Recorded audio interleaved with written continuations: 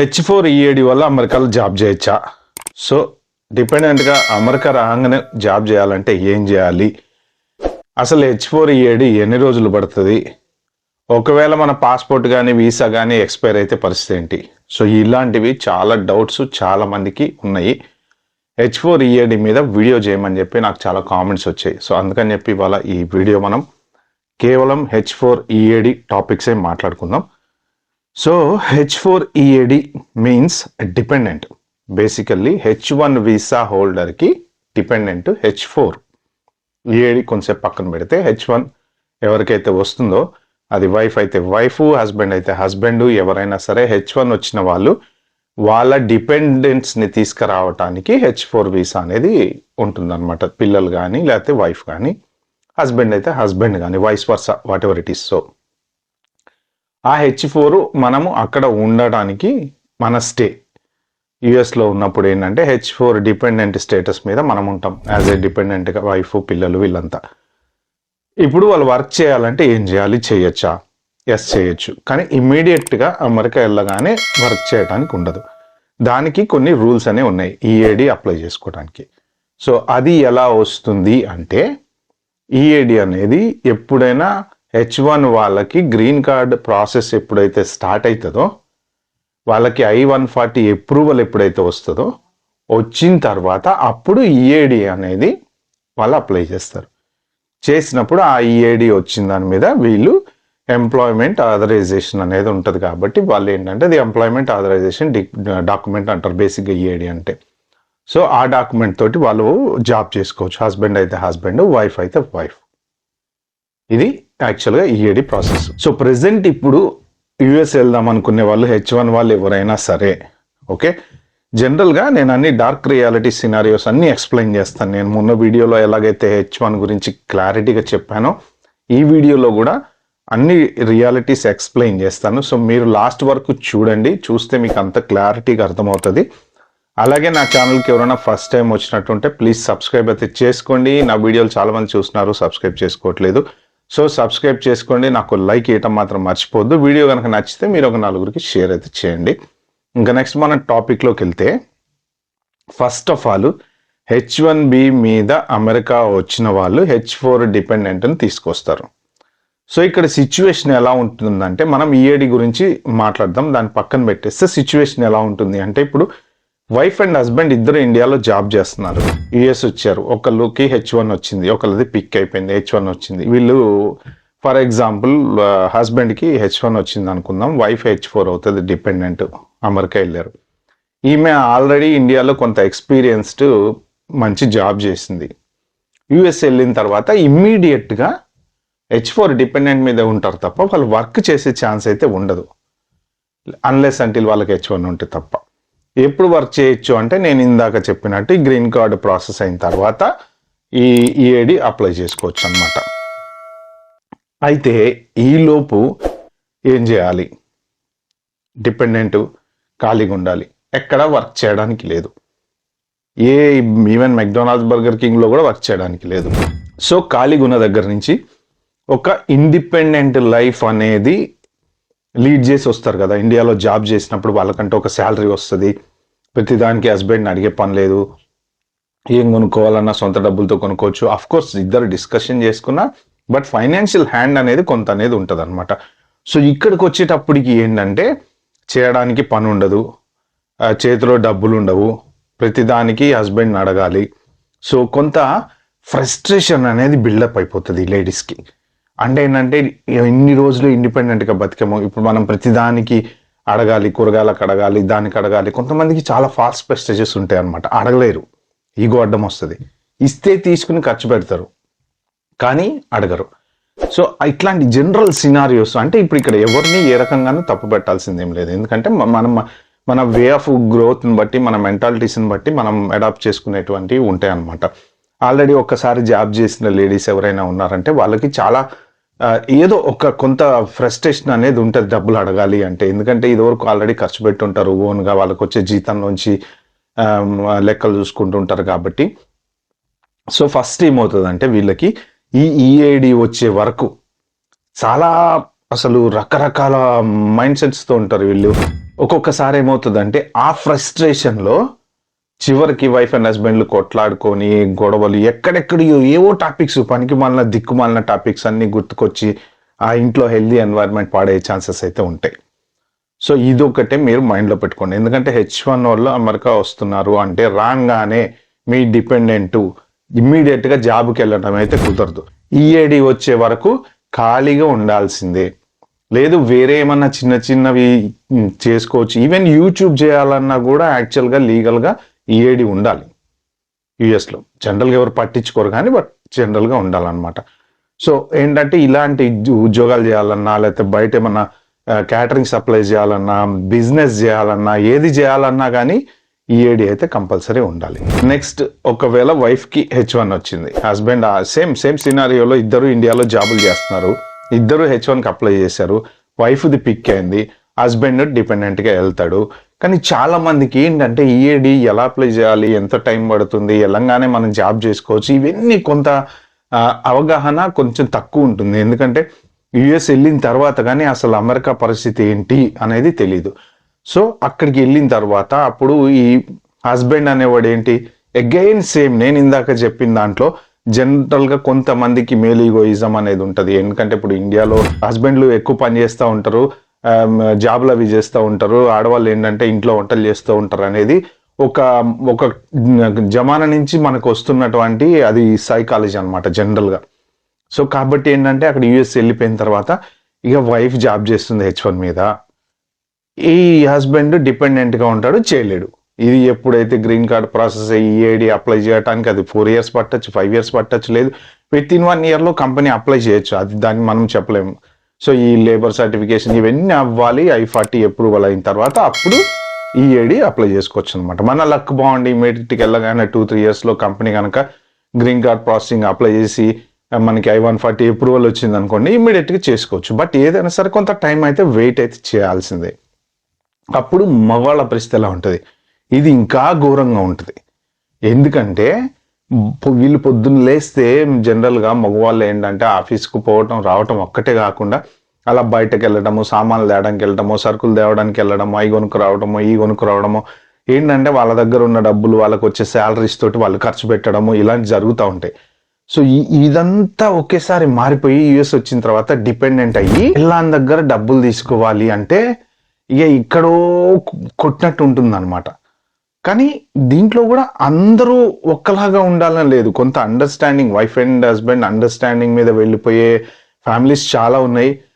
లేదు నేనేంది ఈమెను అడిగేది అనేటువంటి వాళ్ళు ఉన్నారు. సో ఇక అది ఆ పరిస్థితి ఇక వర్ణనాతీతం. ఒక మగవాడయ్యుండి నేనేంటి డబ్బులు అడగటము అని అనుకోవటము, లేదు మనం అడ్జస్ట్ అయిపోదాం కొన్ని రోజులు తప్పదు కదా మన అని అండర్స్టాండింగు, లేకపోతే వైఫ్ డబ్బులు ఇచ్చేటప్పుడు ఆమె కూడా ఏదో నేనేదో గ్రేటు, నాకు H1 వచ్చింది, నేను జాబ్ చేస్తున్నా, ఈయనకి నేనే ఇవ్వాలి ప్రతిసారి అన్నట్టు, లేకపోతే ఇంకా హస్బెండ్ వర్క్కి వెళ్ళట్లేదు ఇక నేను ఒక్కదాన్నే ఫ్యామిలీని నడుపుతున్నా అన్న ఫ్రస్ట్రేషన్ వాళ్ళలో బిల్డప్ అవ్వడము.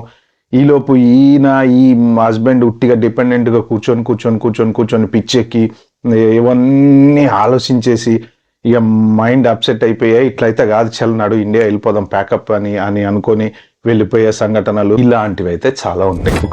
ఒక సినారియోలో ఫర్ ఎగ్జాంపుల్ ఇప్పుడు మీరు మ్యారేజ్ చేసుకున్నారు, ఇండియాలో డిపెండెంట్గా ఎవరినో తీసుకొచ్చారు, ఆ హౌస్ వైఫ్ ఓకే. ఈవెన్ లేదు మీరు ఆల్రెడీ ఇండియాలో జాబ్ చేస్తున్నప్పుడు తన హౌస్ వైఫ్, తను ఎక్కడ జాబ్ చేయట్లేదు, ఓన్లీ ఇంట్లో ఉంటున్నారు, ఇంట్లో పనులు అవి చూసుకుంటున్నారు, హౌస్ వైఫ్గా ఉన్నారు. యుఎస్ వచ్చిన తర్వాత కూడా స్టిల్ హౌస్ వైఫ్గానే ఉన్నారు. ఇలాంటి వాళ్ళకి ఎటువంటి ప్రాబ్లం ఉండదు. ఎందుకు అంటే మైండ్ సెట్ ఆల్రెడీ ఫిక్స్ అయిపోయి ఉంటుంది. ఒకవేళ అవకాశం దొరికి మనకి జాబ్ చేసే పరిస్థితి వస్తే వైఫ్స్ చేయగలిగితే చదువుకున్న వాళ్ళైతే చేస్తారు.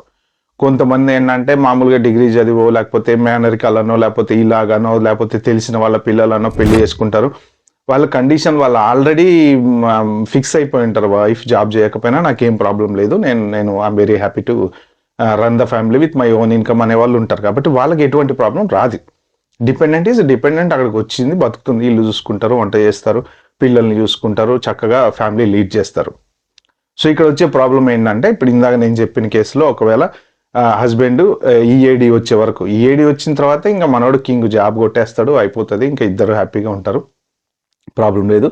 సో వైస్ వర్స, ఒకవేళ వైఫ్కి ఈఏడి వచ్చినా ఆల్రెడీ నేను కొన్ని రోజులు జాబ్ చేశా కాబట్టి జాబ్ చేయొచ్చు.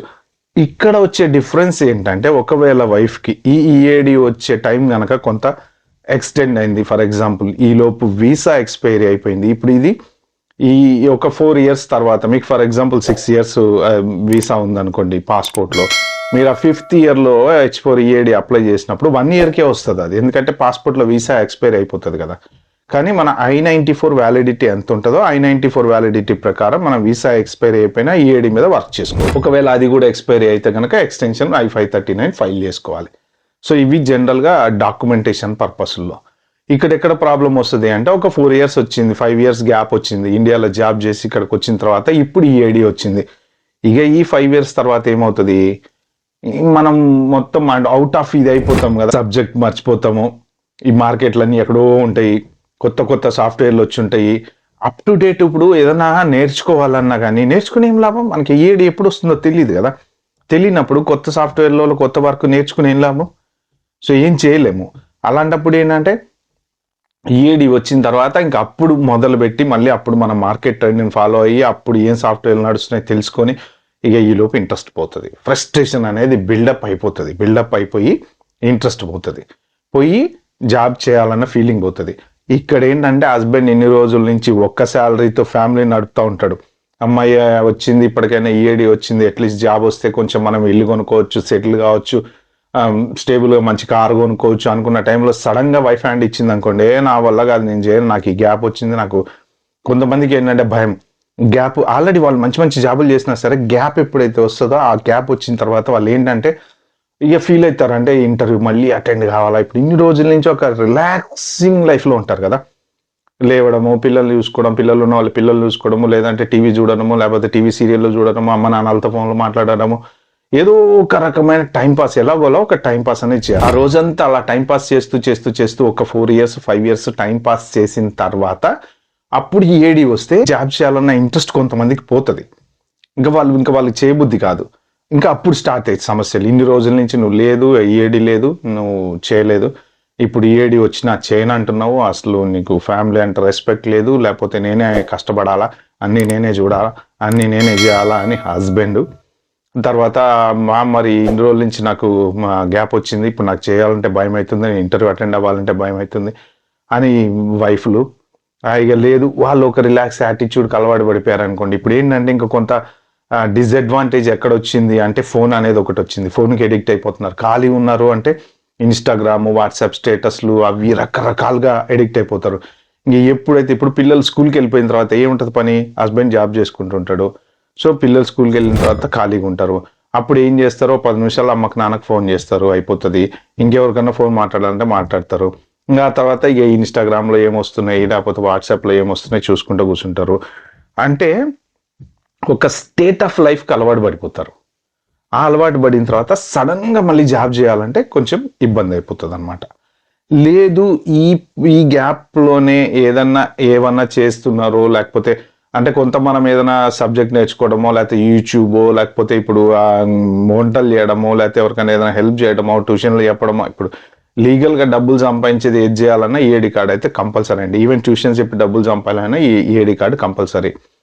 సో ఈ కొంత గ్యాప్లో టైం పాస్ అనేది ఎలా చేయాలి ఏంటి అనేది వీళ్ళు కనుక ఒక ప్రాపర్ మైండ్ సెట్లో పెట్టుకొని సబ్జెక్ట్ అవుట్ ఆఫ్ సింక్ అవ్వకుండా కొంత అప్పుడప్పుడు నేర్చుకుంటూ ఉండడము, లేకపోతే ఎవరికైనా జాబులు చేసే చోట కొంత హెల్ప్ చేస్తూ ఉండడం, ఇలాంటివి ఏమన్నా చేసుకుంటే. లేదు, మీకు ఏమన్నా ఒక నలుగురు, ఇప్పుడు యుఎస్లో ఎలా ఉంటుందంటే, ఇప్పుడు పక్కింటోడు కూడా ఒక్కొక్కసారి ఎవడో మనకి తెలియదు. సో మనం వెళ్ళి ఓవర్గా కలుపుకొని జనాలలో తిరుగుదామన్నా కూడా కుదరదు.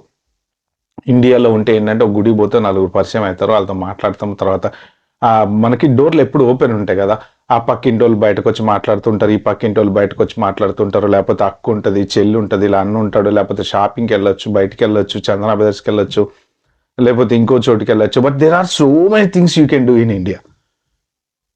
సో యుఎస్కి వచ్చేటప్పటికి ఏమవుతుందంటే ఒక బందికాన లాగా అయిపోతుంది.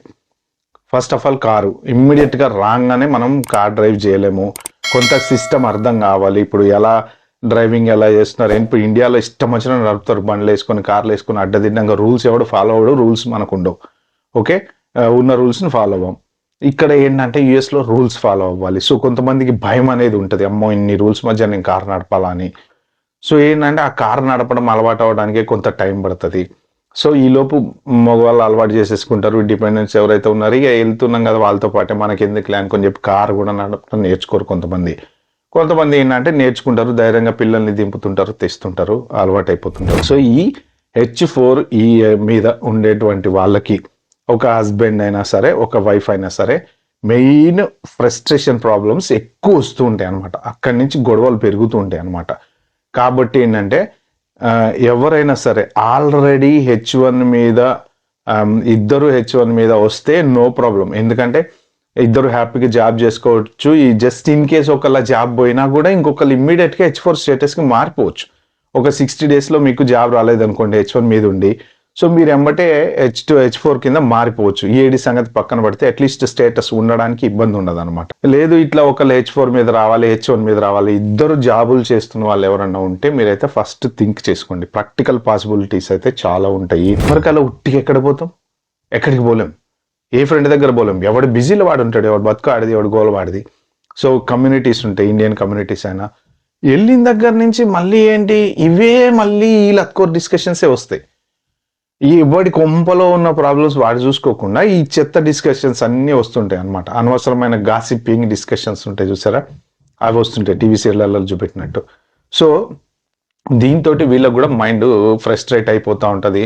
ఇక ఇది అయితే కాదు, ఇట్లా మన వల్ల కాదు, ఇట్లుంటే ఎట్లా, మనం ఏదో ఒకటి చేయాలనుకుంటారు. చివరికి ఏ షాపులలోనో పని చేస్తూ ఉంటారు కొంతమంది, ఫ్రస్ట్రేషన్ తట్టుకోలేక అది ఇల్లీగలు. సో ఇలాంటి సిచ్యువేషన్స్ అన్నీ వస్తాయి అన్నమాట. ఆల్రెడీ ఎవరైనా జాబులు ఉన్నవాళ్ళు, మీరు ఇద్దరు వైఫ్ అండ్ హస్బెండ్ జాబులు ఉన్నవాళ్ళు ఎవరైనా ఒకళ్ళు డిపెండెంట్ మీద, ఇప్పుడు నాకు H1 వచ్చిందండి, నేను మా వైఫ్ని డిపెండెంట్ మీద తీసుకొద్దాం అనుకున్నా, లేదు ఆ వైఫ్కి H1 పిక్ అయింది, హస్బెండ్ డిపెండెంట్ మీద వస్తున్నాడు, మీరు ఈ డార్క్ రియాలిటీ సినారియోస్ అన్నీ ఆలోచించుకొని రండి. 100% మీరు ప్రిపేర్ అయ్యి రండి. EAD వచ్చి మనం జాబ్ చేసే వరకు ఎవరికి జాబ్ లేకపోయినా అండర్స్టాండింగ్లో గొడవలు పడకుండా ప్రశాంతంగా ఉండేటువంటి పరిస్థితి ఉంటేనే రండి.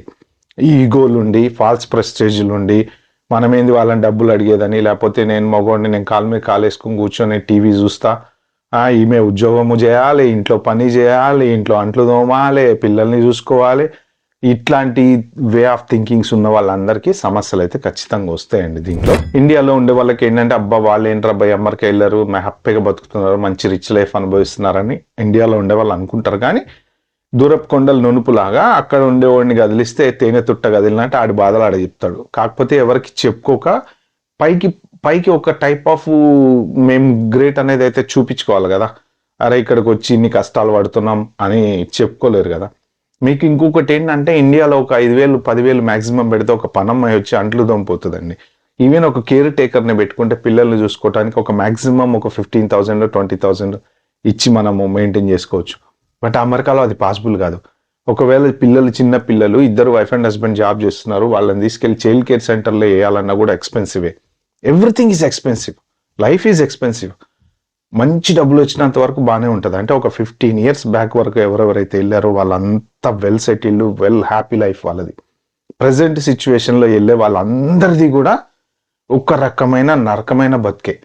ఎందుకంటే మార్కెట్ మారిపోతుంది, ఆర్టిఫిషియల్ ఇంటెలిజెన్స్ వచ్చింది, ఎప్పుడు జాబులు పోతున్నాయో తెలియదు, ఎప్పుడు మన పరిస్థితి ఎలా ఉంటుందో తెలియదు. సో ఇలాంటి సినారియోస్ అన్నీ ఆలోచించుకుంటే దిన గండం నూరేళ్ళ ఆయుష్. అమ్మాయి వాళ్ళ జాబ్ ఉంది రాబాయ్, థ్యాంక్ యూ, ఆ టైప్లో ఉంటుంది లైఫ్. అట్లని అందరిది అలా ఉండదు అనుకోండి. కొంతమంది హ్యాపీగా మంచి జాబులు చేసుకుంటూ ఉంటారు, వైఫ్ అండ్ హస్బెండ్ చక్కగా హ్యాపీ లీడ్ చేస్తూ ఉంటారు. బట్ ఒక 50% సెక్షన్ ఆఫ్ ద పీపుల్ మాత్రం ఎవ్రీడే టెన్షన్ పడతానే ఉంటారు. సో ఇదండి H4 డార్క్ రియాలిటీ. ఇంకా మీకు కనుక ఏమైనా క్వశ్చన్స్ ఉంటే మాత్రం ప్లీజ్ అండి కామెంట్ సెక్షన్లో మెన్షన్ చేయండి. నేను I will try to give my answer as early as possible. ఈ వీడియో కనుక మీకు నచ్చినట్టయితే ప్లీజ్ అండి like, share, subscribe my channel. Thank you.